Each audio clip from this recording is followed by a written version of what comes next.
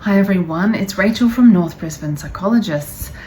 Today I wanted to speak briefly about, I see the intersection between psychological science and psychotherapy and other areas of work. And in this case, it's the law of attraction. I had somebody ask me the other day, what do I say to this other person who's into the book, The Secret, and manifesting and the law of attraction, and we create our own reality, and that's,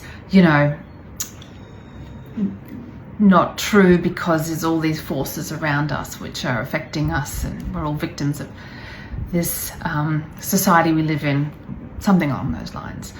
And they wanted to argue with this other person, and I couldn't really give them a solid black and white argument, because here's what I think. I'm not trained in telling people you create your own reality, although there's a way in which that's true. The law of attraction and manifesting, and I know we have limits to how much control we have over our lives. But here's where there are overlaps between different therapies and this more sort of, supernatural idea of law of attraction. And that is that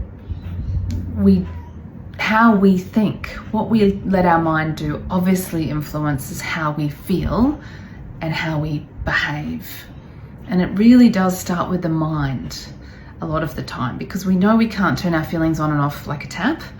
And we know we have some control over our behavior, but when our feelings are intense, whether we're hyper aroused and anxious or hypo aroused and really flat and depressed, that obviously is going to change our behavior. How could it not?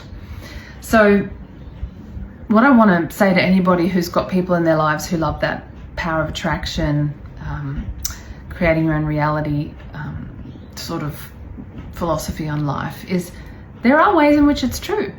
Changing our thinking patterns can change our experience of this world, and awareness is key. And it's easy as falling off a log to focus on thoughts like, this is too hard, I can't take any more of this is unfair, I can't keep going, dark thoughts, or just stressful negative thoughts. Of course, that's actually the easy thing to do, but the imagination's powerful, and as soon as we let a thought take charge of our mind, and it can be anything. You can hear a statistic, you can come across a new idea, and if your mind fixates on it, you can imagine bad things happening.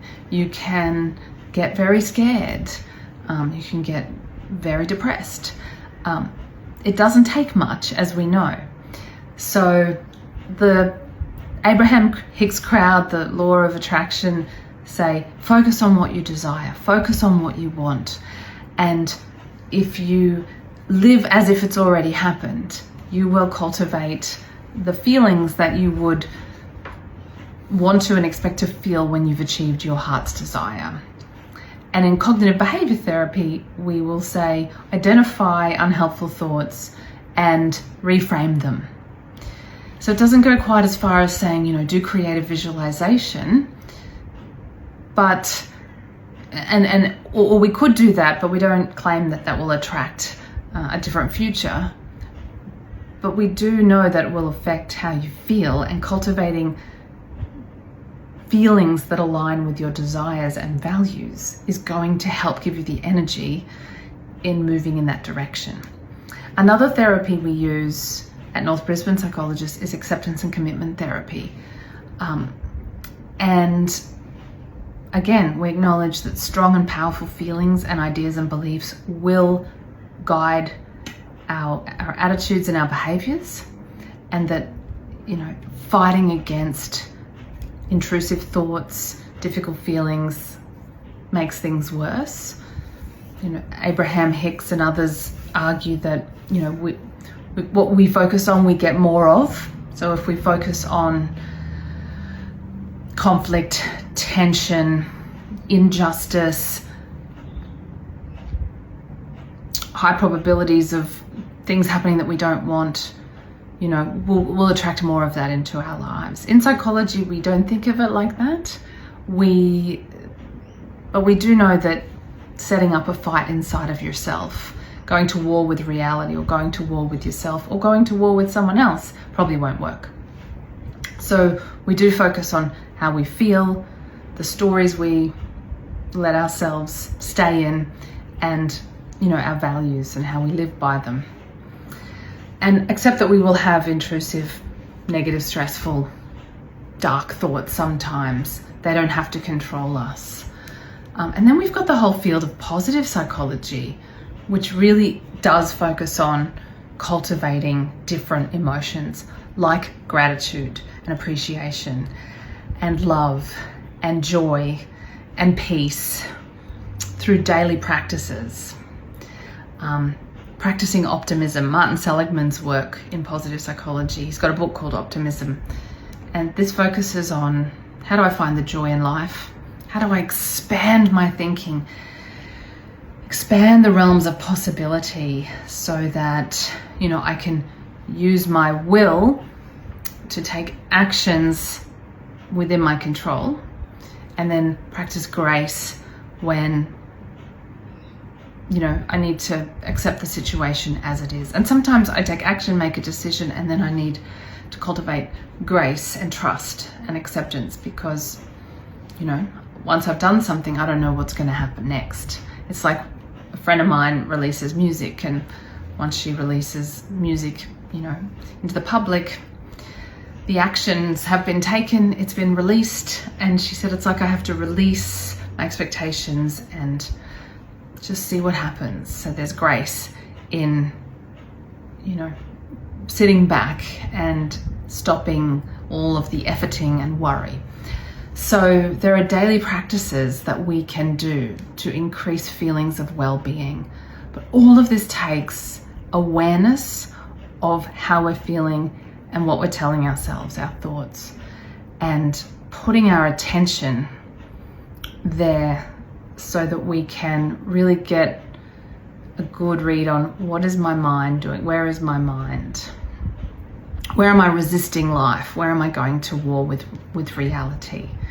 And then I can do what I can do, and a lot of the time there's nothing I can do, not in this moment, but what I can always do is focus on my desires, what I want, what I care about, what I'm hoping for.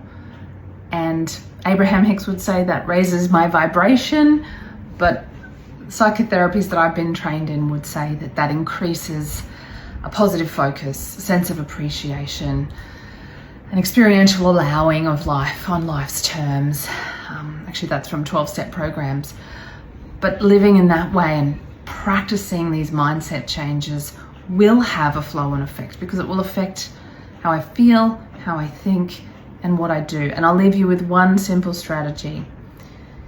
If you hear yourself saying something in the negative, and it could be, I don't want that, I'm sick of this, I want to be less anxious, I want this person out of my life, or the 1,000 other things that we could easily express in the negative, challenge yourself to express it in the positive. I often say to my clients, can you say that in the positive? And it might sound more like, I want more peace, I want a more relaxed life, I want joy, I want to focus my energies over here doing X, Y, and Z, and saying it in the positive instead of the negative, saying what you want instead of what you don't want, or what you would like instead of what you don't like. In Abraham Hicks terms, you're raising your vibration. In psychology terms, you are shifting both your mindset and your physiology into one that will be more conducive to finding the motivation, the agency, the energy and the commitment to have the kind of life that you want, be the way you want, feel the way you want. Because in the end, we're not really chasing the thing outside of ourselves. We're not chasing the university degree, the job, the car, the career. We're chasing the feeling that we imagine we'll have when we get that thing. And what if we can have some of that feeling now? So I'll leave you with that thought. Let me know your thoughts.